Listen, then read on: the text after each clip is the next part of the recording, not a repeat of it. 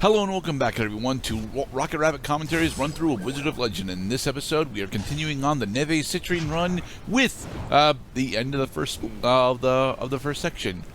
We have successfully managed to get at least one additional Lightning Arcana. So, of the ward spells to be the ward and the ward spells alongside the seekers specifically. They end up being Arcana that I don't actually use all that often, specifically because I don't tend to like what their payoffs are. In this instance, however, because I already have access to the Mobius Quill, and I have relatively high signature charge generation, I can end up putting down multiples of the Word of Lightning during fights and getting additional payoffs from it because of it. It's very nice. Nice. Just an instance of the randomness of the run, being synergistic with our potential build path. And yes, as the annotation Gerda mentions here, the Lightning Arcana tree is easily my favorite of all the trees in Wizard of Legend 1. I firmly believe that is the most fun to play with, even though it doesn't actually have the highest damage output for the Arcana. I am still convinced the highest damage output for the Arcana trees is actually still tied to fire, but I just do not have the skills to make fire run survivable for me. It's either fire or earth, honestly. They have a lot of really powerful Arcana in those trees.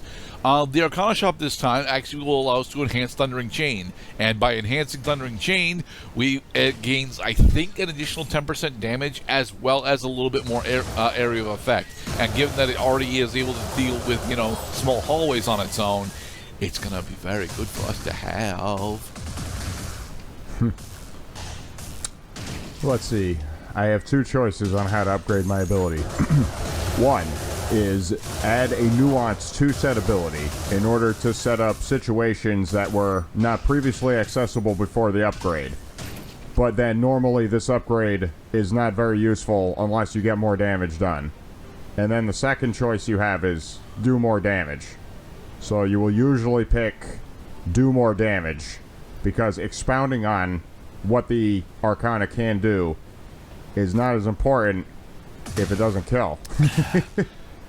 So, ironically enough, the system that you're describing is what they do for Wizard of Legend 2, and I am of very mixed opinions about it, because in theory, having the modal accessibility to change not necessarily how your Arcanas perform, but what their end goals honestly are, should be really fun to experiment and play with. In practice, however, it means that you're always hoping for a specific one to show up, and it's never the fucking one that you get. Right, because each time you make a choice, you're still leaving behind an opportunity, like dealing more damage. They usually end up doing more damage just situationally instead of constantly. But I don't know, man. Attempting to mold your playstyle around specific augments and enhancements just doesn't feel anywhere near as rewarding as the base enhancements in Wizard of Legend 1 do. And the base enhancements in Wizard of Legend 1 are significantly more limited and linear than the ones you get in Wizard of Legend 2. But in that, because they are so simple, you almost always know what you're getting out of it. It will either increase its utility or have it do more damage, one or the other. And also to be clear that this game in no way ever requires you to get specific upgrades in order to finish the game, because it is at its core a hit or be hit game. Takeout box.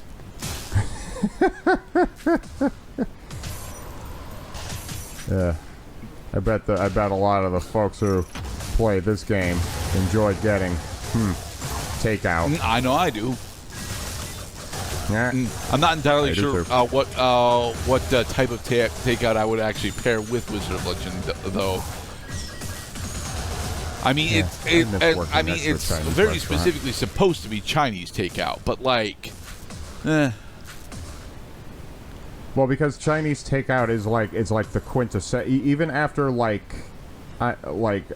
more than 70 years of knowing it's a thing, that Chinese takeout is basically synonymous with takeout. It's like it was made for it. So we have successfully enhanced our Thundering Chain. Anything else that we want? The ancient fountain pen.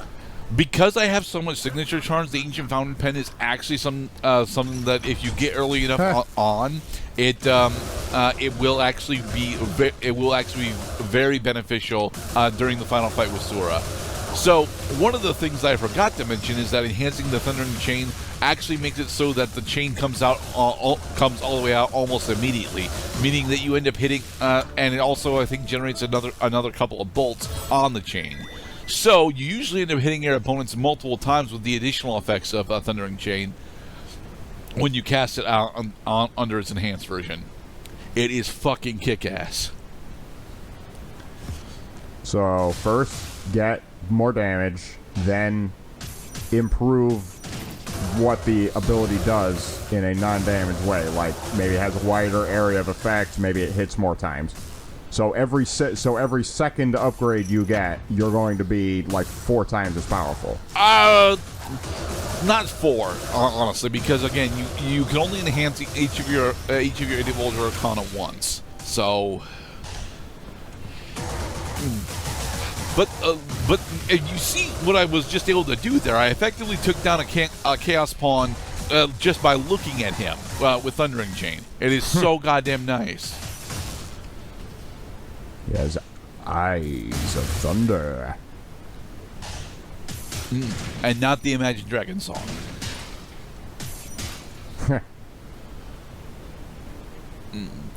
Of the many different songs that actually use thunder as a bass motif, which do you think is the one that you would that you would enjoy the most performing at karaoke?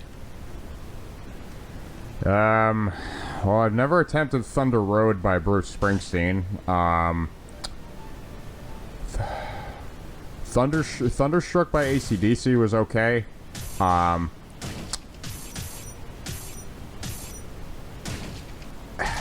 I see fire, I see rain. No, James Taylor doesn't count.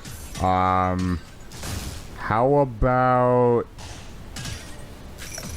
Oh man, I'm actually drawing a blank. I mean, how many songs with a thunder motif can you think of? Well, you mentioned those two, and I wouldn't actually consider Thunder Road to be one of the thunder motifs because the road in that question is, the thunder in that question is actually an adjective for the road, and it's not actually, And anyway, the one that I was thinking of specifically was the 90s country song Thunder Rolls, because I actually find that one to be not necessarily all that nice to perform. It definitely a very satisfying song to at least have around.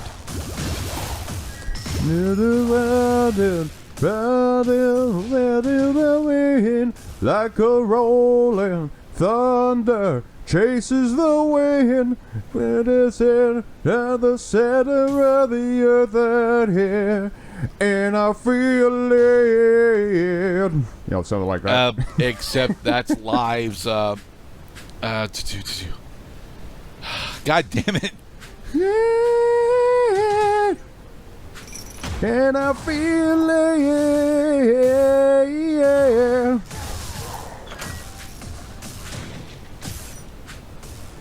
That's Lightning Crashes, damn it. That is, I mean, thunder is a very important part of that song, sure, but like, yes, I actually rolling thunder across the sky. You're only young, but you're gonna die. Hell's Bells is also really fun to perform. I freaking love Hell's Bells. I really wish that our fucking sports coordinators would get the entire license for Hell's Bells, because they keep playing the starting instrumental bell segment that leads into the kick-ass guitar segment, but then they don't actually follow it up with the lyrical segments at all. Third down. So from my reckoning, AC/DC is 2 Thunder-themed songs for every one song that every other artist we've heard of combined has done. So that means that AC/DC is the most electric artist maybe ever created. Would you say that they're the Thunder Kings? The Thunder Kings. All right, so we got Water Cushion again, which is honestly a really great defensive relic. And we also just picked up the Assassin's Dagger, which increases our damage for every time that we hit an enemy that is inflicted with a status ailment. Unfortunately, the only status ailment that we still have the ability to do right now specifically is, stun. So, and I'm not even entirely sure how much damage that we get from it, but since we're leaning very heavily on stun, it makes sense to actually go for the Assassin's Dagger. All right, Freya, we have returned. Oh, the bar that's over our head. You recall that we picked up the takeout box, right? Yeah. Every time that we pick up a healing orb, especially whilst we have a maximum health, the takeout box will generate for us a small shield. So we never have to throw away health that on the basis of us being full on health, so we can always save some for later. The epitome of takeout philosophy, Mr. Cloud. No, I love the items in video games that are like relatively innocuous, like it's a kaleidoscope. Yeah, kaleidoscopes are colorful and thunder drop. But then you realize that it has the ability to let you see the enemy weak spot, and you'll never take your eyes off of it ever again.